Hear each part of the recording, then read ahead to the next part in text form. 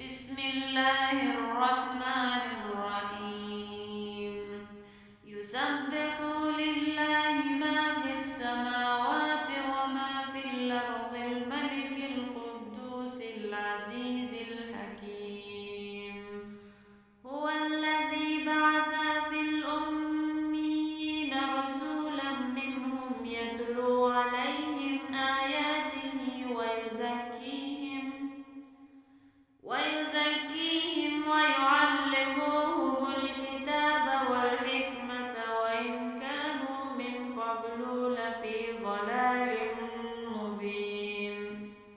وآخرين منهم لما يلحقوا بهم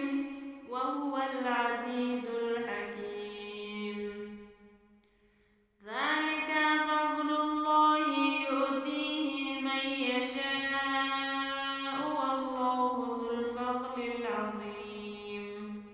مثل الذين حملوا التوراة ثم لم يحملوها كمثل الحمار يحمل أسفارا وبئس مثل القوم الذين كذبوا بآيات الله والله لا يهدي القوم الظالمين قل يا أيها الذين هادوا إن زعمتم أنكم أولياء لله من دون الناس فتمنوا الموت إن كنتم صادقين ولا يتمنونه أبدا بما قدمت أيديهم والله عليم بالظالمين قل إن الموت الذي تفرون منه فإنه ملاقيكم ثم تردون إلى عالم الغيب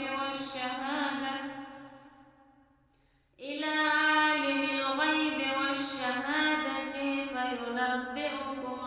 بما كنتم تعملون يا أيها الذين آمنوا إذا نودي للصلاة من يوم الجمعة فاسعوا إلى ذكر الله وذروا البيع ذلكم خير لكم إن كنتم تعملون